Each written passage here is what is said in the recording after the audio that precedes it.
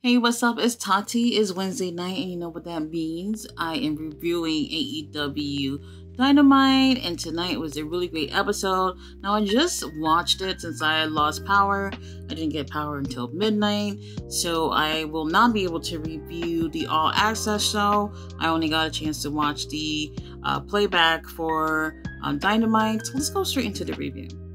So first thing first, we do start off with Jungle Boy versus Matt Hardy. Now, up until the time we see a fatal four-way with all pillars of AEW for the Triple B, I do think we're going to be seeing all these guys get a push, especially Jungle Boy. He does need a little bit of help as a singles competitor to come in looking strong, getting into that match. So I do believe all three of those guys, aside from MJF, are going to be going through matches where they're, working their way up to, I guess, showing why they should be, contenders for the Triple B. Now, Matt Hardy, he's one of those guys who he loves to help the younger talent. He loves to put people over, and he has so much experience. So this was a really great way to start off that journey for Jungle Boy. It was a really great match, and I did enjoy it. We did have interference with Ethan Page. That's pretty much expected. However, that didn't really take away from the match for me. But we do have our homeboy Hook, who comes out and he evens the odds since Ethan is getting involved. And now, since Ethan and Hook are, on the ramp and they're fighting, we do have Matt Hardy who comes out and he goes to go help Ethan Page, and Ethan accidentally punches him. And from there, things go south for Matt Hardy for this match, and Jungle Boy ends up taking the win. I'm pretty sure that was predictable that he would end up winning, but I do feel like both these guys look really great in this match, and the crowd didn't really care about if Matt Hardy's supposed to be heel or not. They were cheering for him anyway. He's a really great worker. Now, after this match, we do have MJF who comes out, and he got some words for Jungle Boy. So MJF comes out and he is kind of complimenting Jungle Boy at first, but then he's also, saying shit to get him riled up as well. So basically, long promo short, he was saying that after they had their match a few years ago, he tried to give him advice to basically to look out for himself and become a solo competitor. And had he taken MJF's advice, then he would have been much further on his career, especially probably been a world champion by now, instead of getting himself involved with Luchasaurus or Marco Stunt or Christian Cage. I do think Christian really did help him. I mean, even what's his name? The Dinosaur helped him as well as a tag team too. But I do think right now is a really good time for him to be a singles competitor. Now, he's saying things to Jungle Boy to get him upset. Jungle Boy, he's also talking as well, but he's actually holding his own. However, MJF started talking about his girlfriend, who's Anna Jay. They've been together for quite some time. And he says that Anna Jay says that he's weak below his knees. And he gets so upset, and then he attacks MJF. They get into a little scuffle in the ring, and MJF ends up leaving. Now, I am really excited to see where they're going with this. I really do think that AEW is doing a great job building up to that Fatal 4-Way match whenever that's going to happen. And I'm really excited to see what will happen. I definitely don't think that MJF will be losing that title anytime soon. So backstage, we have Kenny Omega getting taped up, and Don Callis talking about last week was a misunderstanding and how he was going to go apologize to Hangman about what happened. But while he's saying that, he's also getting into Kenny's head, talking about, well, why do you and Kenny have issues? Like, why would you believe that Hangman would try to hurt me? And I guess I got Kenny thinking a little bit that there is some type of animosity with Hangman, but then Don Callis leaves so he can go talk to Hangman. So right after that, we have a fun little video package of Jericho Appreciation Society with the Acclaim and Daddy Ass, and they're having a good night out on the time. It was actually pretty fun. Like, to be honest, I would like to see like at least a 20-minute video of them just hanging out, having a great time. Everything was put on really great, and it seemed like everybody had a great time. And at the end of it, they went out to have dinner. And then now they're asking the Acclaim, like, would they join Jericho Appreciation Society? They don't give them an answer right there and then. They'll say they'll wait until next week on Dynamite when they're in New York to give them an answer. It's obviously going to be a no, but they really looked like they was having a really great time together. I really enjoyed the video package. Up next, we had Dalton Castle and the Boys versus the Blackpool Combat Club. I did tell y'all last week to have your prayers in place for Dalton Castle and the Boys. Now, this was barely a match. So Dalton Castle and the Boys, they come out. Blackpool Combat Club is like, fuck no, we're not gonna wait for our music to hit to start whooping some ass. They come out and attack them on the ramp. Now we do have Brandon and Claudio come in the ring. Now, to be honest, everything happened so fast. I personally do not remember even hearing the bell ringing, but it was only them two in the ring while Moxley and Wheeler Yuta kept the other two outside of the ring, and maybe it lasts for like a minute and 30 minutes, but Claudio decimated Brandon. The match was over. They come in the ring and they're just, letting everybody be known like they're big and bad, and then they leave through the crowd. And to be honest, I love it. This is what I was hoping to see from the Blackpool Combat Club from the very beginning, but obviously it took some time to get there. I love exactly how they're moving along with them. They look so good. Right after that, we do have a video package leading into Kenny Omega versus Jeff Cobb. It was nicely done. Then we have Hangman, who gave a little update on the Young Bucks, basically letting everybody know that they're injured, unless you didn't know. So I guess they'll be out of action maybe for a couple of months or whatnot. Who cares? Now, while he's talking, we have Don Callis, who comes out, just apologizing about everything and saying, hey man, it was a misunderstanding or whatever. And while he's apologizing, then the Blackpool Combat Club comes out of the blue again, and they attack Hangman, and I'm loving it. I don't care about Hangman. So they're attacking him or whatever. Don Callis, he's just watching on the side, and he's loving it. And right after they finish beat him up, then Don, he is extending a hand to BCC, and Moxley ends up hitting him. And when he picks his head off the ground, there's a lot of blood. Now, obviously, people are going to think that maybe he was bleeding. I really don't think so, because that cut looks so deep, and it didn't look like it was across his forehead. It looked like it was like vertical, and it kind of looked like something that was done by accident for sure. But like I said, the Blackpool Combat Club is looking really, really good. Oh my gosh, I love the way they're building them up to be super heels. I'm loving it. And you know what? There's more. Up next, we have Kenny Omega versus Jeff Cobb. This is for the IWGP US Heavyweight Championship. Now, okay, let's see how I can describe this. Now, last week we had a really great match with Kenny Omega versus El Hijo de Vikingo, and people were saying that that was the best match ever on Dynamite. I mean, I don't know, but it would definitely be up there.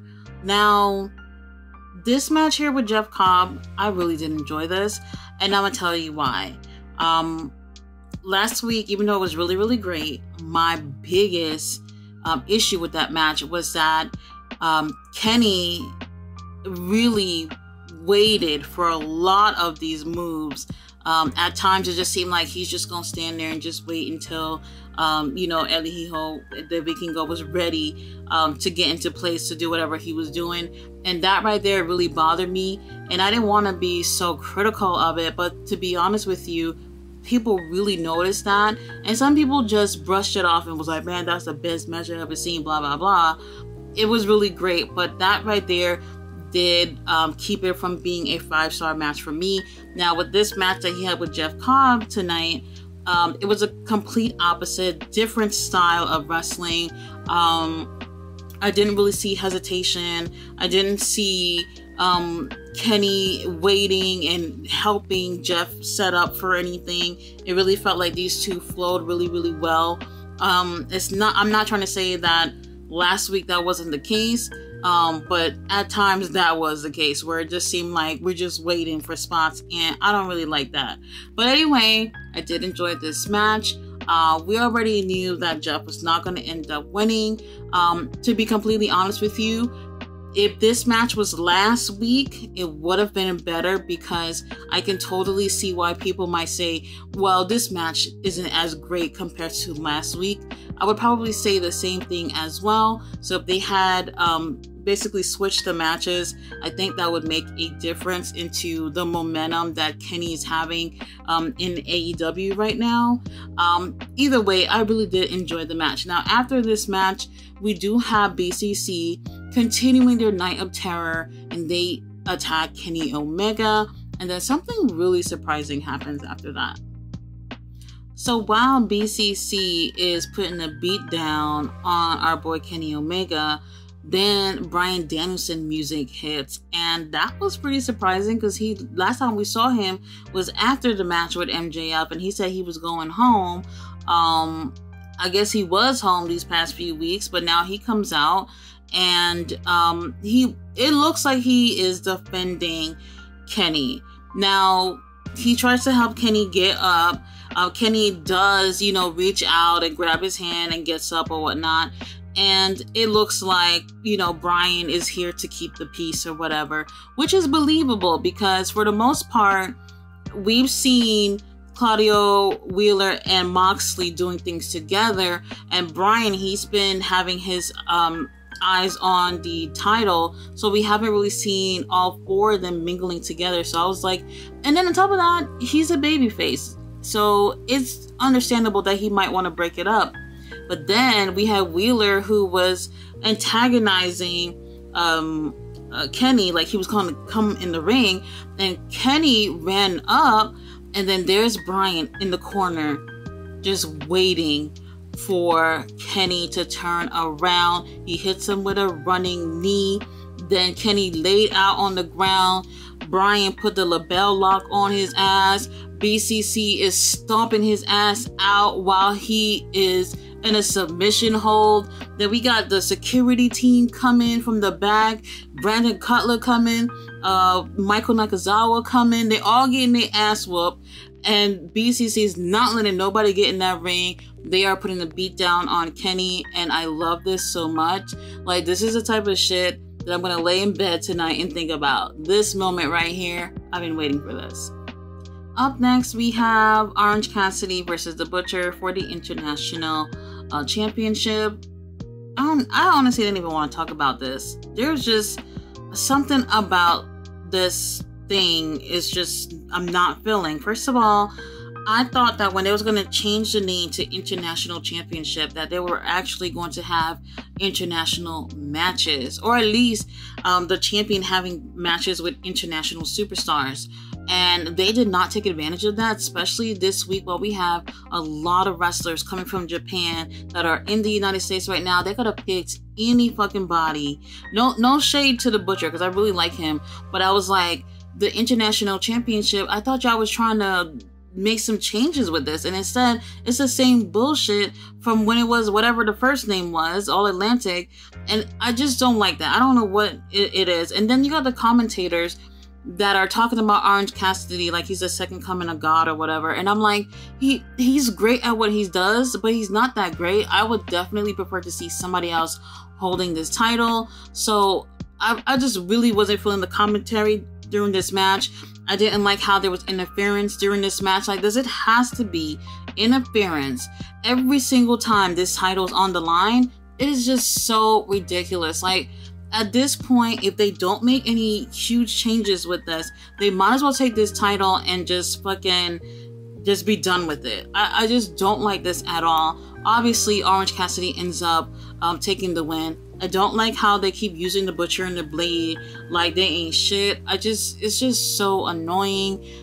I don't care about this.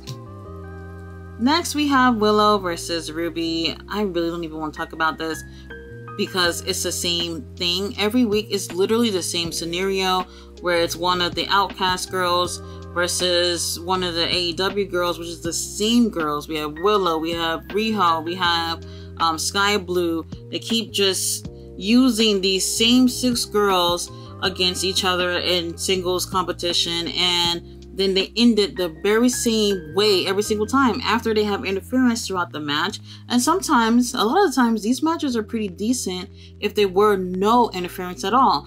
And then once that happens, after the match, we have the girls coming out from the back to save the girls from the Outcast in the very same way every single week. It's like, can we do something to spice this up? I don't like it at all. Obviously, Ruby Soho gets the win. We have Riho who comes out this time without that pipe. And Sky Blue comes out as well. It's the very same thing that happened last week. It's over and over. And the week before that, that's the same thing that happened then. Who wants to keep seeing literally the same situation every week? We do have Jamie Hayter who comes out to help. And then the Outcasts, they run to the back like little girls. And that's pretty much it. We got Riho versus Jamie Hayter next week. I don't want to see these 3 girls next week, the Outcasts. Honestly, I think we will see them at the end of the match, but really, I'm over it. I don't want to see them. Main event time, and we have Adam Cole versus Daniel Garcia. Now, if they didn't overdo it with the whole Adam Cole is coming back every fucking week for the past 2 months or whatever, I would have cared a little bit more about this, but I felt like they definitely overdid it these past few weeks. And it was a really great match, and I think it was great for both of these guys as well. For them to have Daniel to be the first competitor to go against Adam really says a lot about the faith that they have in Daniel Garcia. Throughout the match, we do have the fans telling Garcia that, you're a wrestler instead of a sports entertainer or whatnot. I really do think it was a great match for him to come back. I'm glad that he's doing better or whatnot. I just didn't care so much about it. Adam Cole obviously ends up taking the win. After he wins, Britt comes out and they celebrate, and then there was an explosion of streamers or whatever. It was so much of it. I was wondering, how the hell are these two gonna get out the ring? Because there's so much streamer in it. They're basically buried in it. They overdid it with that. I'm gonna be honest. Honestly, I do think that it would have been better if they closed the match with, if they closed the show with Kenny versus Jeff Cobb, and then the whole BCC thing would have closed the whole show. And I think it would have felt so much better than Adam Cole return match. But I get why that was the main event. I just feel like it would have just felt much better to end that way. Now, after the match, while they're celebrating, Chris Jericho comes out and he's helping Daniel Garcia go to the back. And then while he's on the ramp, he stops walking. And it looks like he's thinking about, should I just go in that ring and whoop Adam Cole's ass? And he thinks about it for a second, and then he just goes to the back.